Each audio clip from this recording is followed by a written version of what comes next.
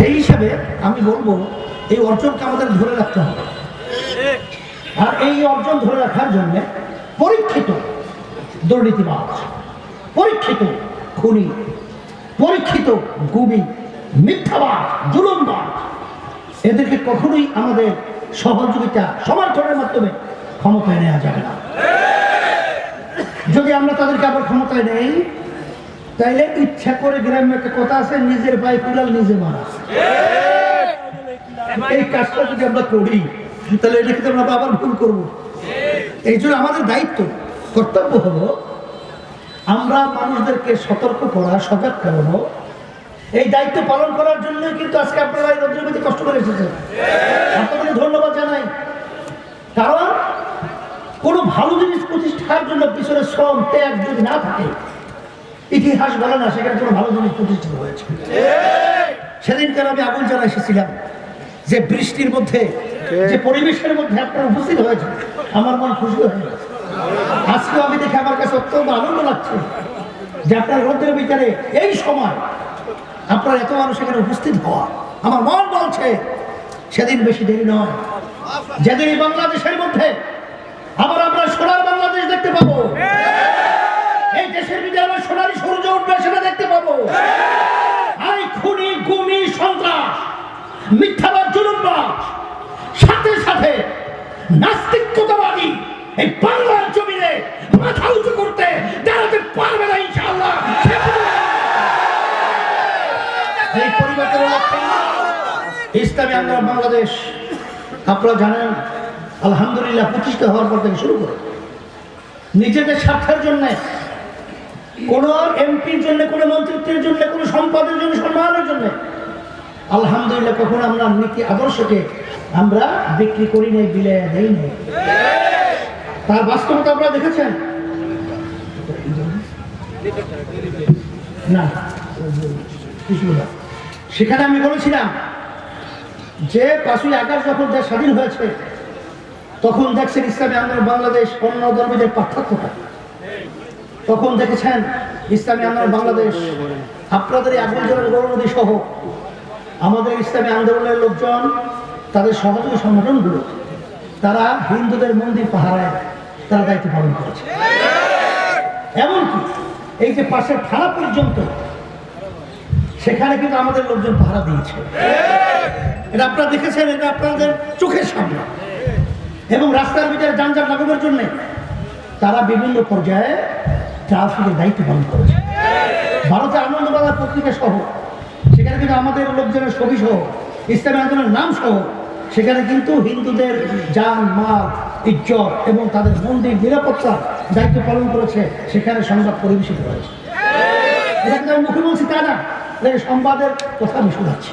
সেই হিসাবে আমি বলবো আজকে চরমনায় খবর নিয়ে দেখবেন, বিভিন্ন জায়গায় খবর নিয়ে দেখবেন, স্বাধীনতা যুদ্ধ সহ, রায়ত সহ, তখন কিন্তু সংখ্যালঘু হিন্দুরা এবং বিভিন্ন অন্যান্য যারা নাকি সংখ্যালঘু রয়েছে, আলহামদুলিল্লাহ চরমনাইতে আমাদের বাড়িতে দাদাজান, আব্বাজান সহ তাদেরকে কিন্তু সসম্মানে জায়গা দিয়ে লালন পালন করেছে, তাদের খাওয়ানোর ব্যবস্থা করেছে, তাদের মান ইজ্জত রক্ষার জন্য তারা চেষ্টা করেছে।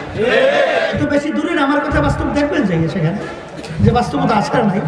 সেই হিসেবে আমি সংখ্যালঘু যারা রয়েছেন এবং আমার মুসলমান ভাই যারা রয়েছেন সকলকে আমি আহ্বান যারা বাসেন, এই অবস্থার পরিবর্তন আমাদের কি করতে হবে, সাংবাদিক বন্ধু সহ সবাইকে বলবো আছেন আমাদের দেশের কল্যাণের জন্য আমাদের লেখনী, আমাদের সংবাদ পরিবেশন সব কিছু সহযোগিতা আমরা থাকি।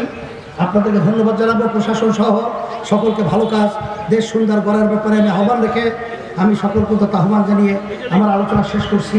এবং আজকে সুন্দর আপনারা এই প্রোগ্রামের জন্য আপনাদের সকল যারা পরিবেশ করেছেন সকলকে ধন্যবাদ জানিয়ে আমার আলোচনা শেষ করছি। আল্লাহ আমি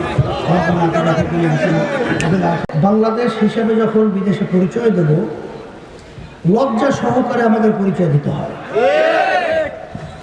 আর এই যে অবস্থানটা তৈরি হয়েছে এটা আমাদের নিজেদের হাতের কামাই। আর আল্লাহ রাব্বুল আলামিন অন্য আয়াতে বলেছেন যে জাতি নিজেদের ভাগ্যের পরিবর্তন না করে ওই জাতির ভাগ্যের পরিবর্তন আমি করি না। এই পরিবর্তন আমাদের কি করতে হবে? রাজনীতি মানুষের কল্যাণের জন্য, দেশের কল্যাণের জন্য, আপনারা জানেন আল্লাহ রাসূল সাল্লাল্লাহু আলাইহি ওয়াসাল্লামকে আল্লাহ পাঠিয়েছেন। আল্লাহ রাব্বুল আলামিন বলেছেন, ওমা আরসালনাকা ইল্লা রাহমাতাল লিল আলামিন, শান্তির দূত হিসাবে। তার বাস্তবতা আমি ব্যাখ্যা বেশি দেব না। বিজাতিরা কিন্তু এ কথা অকপক্ষে, তারা এটা স্বীকার করতে পারে। বাস্তবে তারা দেখিয়েছে। অক্সফোর্ড বিশ্ববিদ্যালয় প্রতিষ্ঠানটা বিজাতিরা প্রতিষ্ঠিত করেছে। তার মূল ফটকের ভিতরে এখনো লেখা আছে সর্বযুগের সর্বশ্রেষ্ঠ আইন প্রণেতা, তার নাম হলো মুহাম্মদ রাসূলুল্লাহ। আসল বাস্তবতা হলোই যার ভিতরে মানবতা নাই, তার থেকে কোনোদিন মানবতা এর কল্যাণ আসবে এটা কোনোদিন আশা করা যায়? যার ভিতরে নৈতিকতা নাই, তার মাধ্যমে কোনো নৈতিকতা আমরা দেখবো এটা কোনোদিন আশা করা যায়? যার ভিতরে দয়া নাই, মায়া নাই। একজনে মন্তব্য করতেছিল যে আমাদের বিগত দিনের যে কিছুদিন আগে ফ্যাসিস্ট আওয়ামী লীগের ঘোষিত প্রধানমন্ত্রী, অনেকে বলতেছিল তার মনে আত্মা বলতে কিছু ছিলই না। কারণ যার ভিতরে আত্মা থাকবে তার ভিতরে মানবতা থাকবে। আর মানুষ কখনোই মানুষকে খুন করতে পারে না। মানুষ মানুষকে কখনো খুন করতে পারে না। মানুষ মানুষের কখনো এই কষ্ট উপার্জিত সম্পদ বিদেশে লুটপাট করে পাচার করে বেগম পাড়া তৈরি করতে পারে না। তা যাই হোক, আমি যে কথা বলছিলাম এর পরিবর্তন আমাদের কি করতে হবে? আপনারা জানেন 5ই আগস্ট 2024 আমাদের দেশ আবার নতুন স্বাধীন হলো। অনেকে প্রশ্ন করতে পারে 71 হয়েছে আবার কিসে স্বাধীনতা? আসলে আমরা স্বাধীন হিসাবে দেশ বলতাম, কিন্তু আমরা বাংলাদেশের মানুষ স্বাধীন হইতে পারি নাই, স্বাধীনতা পাই নাই। 5ই আগস্ট এই গরু নদীতে আমার মনে হয় জীবনে প্রথম আমি জনসভায় দাঁড়িয়েছি। তাহলে এখন এই যে দাঁড় হইতে পেরেছে এটাই তো আমি স্বাধীনতা। বাক স্বাধীনতা, আপনার কাজের স্বাধীনতা, আপনার চলাফেরা সহ সমস্ত প্রতিষ্ঠানগুলো স্বাধীনতা অর্জন করা। কিন্তু আমরা পেরেছি? তাহলে আমরা ছিলাম স্বাধীন দেশে, কিন্তু আসলে মূল ছিলাম পরাধীন। 5ই আগস্টের পরে এখন এখানে আমরা কথা বলার মতো সুযোগ পেয়েছি।